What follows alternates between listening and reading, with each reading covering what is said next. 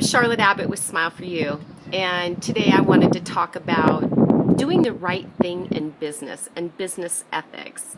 And I'm just going to share a little story with you about a foreclosure sale I went to in northern Nevada a few months ago. I found myself in a lobby of a hotel very early in the morning, and I was waiting for the coffee to brew, and it was very early indeed, and there was no coffee ready, so I was taking a seat over on the other side of the lobby, and I was sitting there, and another gal came in, and she went to the coffee pot, and I let her know it was brewing, and there was the end of the line behind me. So she came over and she chatted with me for a bit, and she said that she had been up late driving all night. She was coming in from over by the Reno area, Lake Tahoe, and she had driven all night to attend a sale and that was going on that day. And I said, "Oh, what kind of sale is it?" And she didn't really know what kind of sale it was, but she let me know that it was a land sale. And I said, "Oh, you're here for the foreclosure sale, so am I." And she went on to tell me that she had bought a piece of property off another internet land seller a few years back, and that he had sold it to her as well as 4 other people, and she was never ever to get a clear title to that piece of property.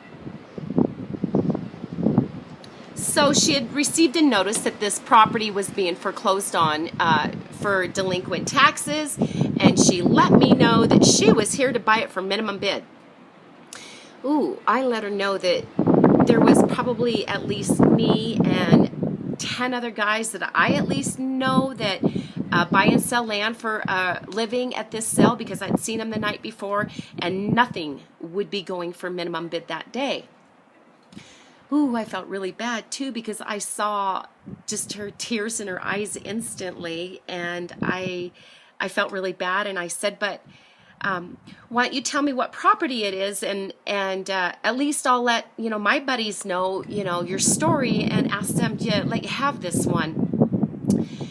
You're not supposed to rig your bids anyway. You can't coerce your bids at a sale, and usually when I walk into a foreclosure sale, there might be certainly a lot of other my competitors that might tell me what they want that day, but when they ask me what I want it all, and I don't usually say what I want." And I arrived at the foreclosure sale that morning. I'd actually told that girl that let me know what number it is that you want, but she didn't know, and I said, "I'll see you at the sale and I'll get it from you, and I'll let my guys know."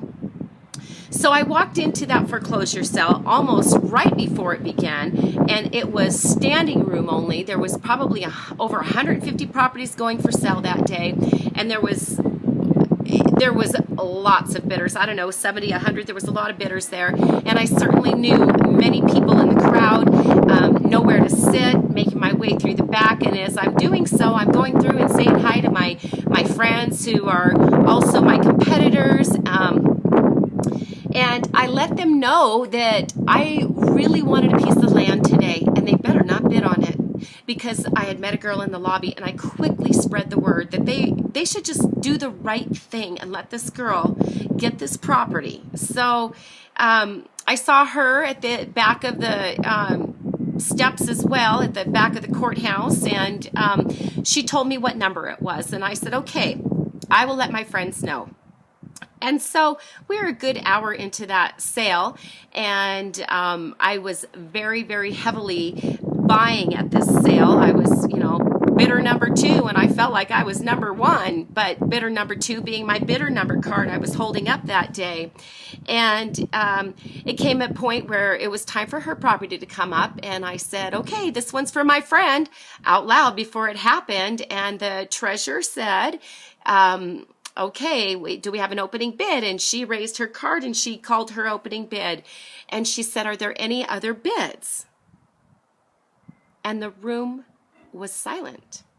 And it's still good to see people that do the right thing, because not a single person said anything, and the whole room clapped.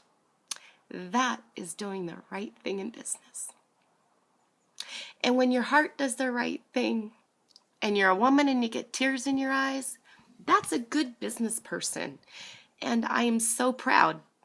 What happened though is my sister Polly, who is the queen of talking with everybody, she had been talking to a girl earlier in the sale that day, and she was asking her about real estate. Turns out this was a local reporter from the Elko County Daily Press. Elko Daily Press or something like that. Anyway, she let her know that if she really wanted to know about real estate, she should talk to her sister, because her sister was the queen of foreclosures. So after that, this gal came up and handed me a card and asked if she could talk to me. Sure.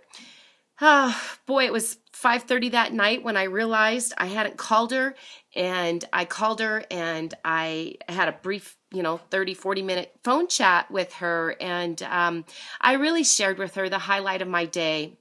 It wasn't the fact that I had kicked ass at that foreclosure sale, buying over 25% of it.